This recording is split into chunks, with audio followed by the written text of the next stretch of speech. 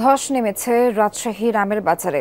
কয়েকদিনের ব্যবধানে মন প্রতি আমের দাম কমেছে ৫ থেকে ৬০০ টাকা।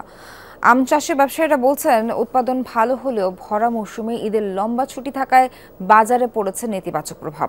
আর গরমে গাছের সিংহভাগ আম পেকে যাচ্ছে, যার কারণে গাছে আম রাখতে না পেরে হাটে তুলছেন চাষিরা। দাম কম হওয়ায় পড়ছেন লোকসানে, সেই সাথে হাটে ব্যাপারী ও ক্রেতার সংখ্যা কম হওয়ায় তারা হতাশ।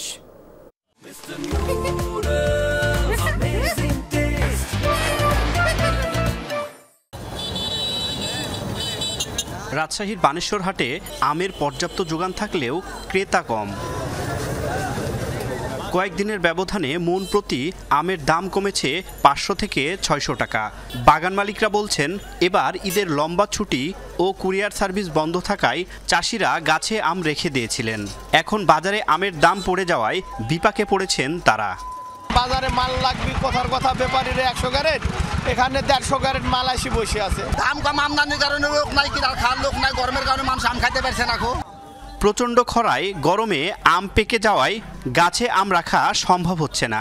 সেই সাথে আমের যোগান বেশি হওয়ায় লোকসানের মুখে চাষি ও ব্যবসায়ীরা। আমের দাম খুব খারাপ, ৫০০, ৬০০, ৭০০, হাইস উপর ৮০০। আমের চাপও বেশি, আবহাওয়া একদম খুব গরম এবং বৃষ্টি বাদল হচ্ছে, এই কারণে আমরা দ্রুত পেকে যাচ্ছে। এই কারণে আম মানুষ ধরে রাখতে হচ্ছে না গাছে। লক্ষণভোগ ৬০০ টাকা, ৫০০ টাকা মন, হিমসাগর ১২০০ টাকা, ১০০০ টাকা মন, তার কারণে লস হবে। স্থানীয় আম চাষিরা বলছেন, অনেকদিন পর এবার আমের দাম তলানিতে। ঢাকার ব্যাপারীরা বলছেন, বাজার পরিস্থিতি বিবেচনায় তারাও সতর্কভাবেই দাম নির্ধারণ করে আম কিনছেন। সাভার হেমায়তপুর থেকে আসছি, প্রতি বছরে আমের দাম একটু বাড়তি যায়, এবার আমের দাম একবারে সস্তা।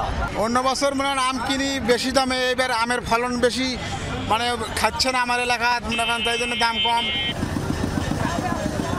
তারেক মাহমুদ, যমুনা নিউজ, রাজশাহী।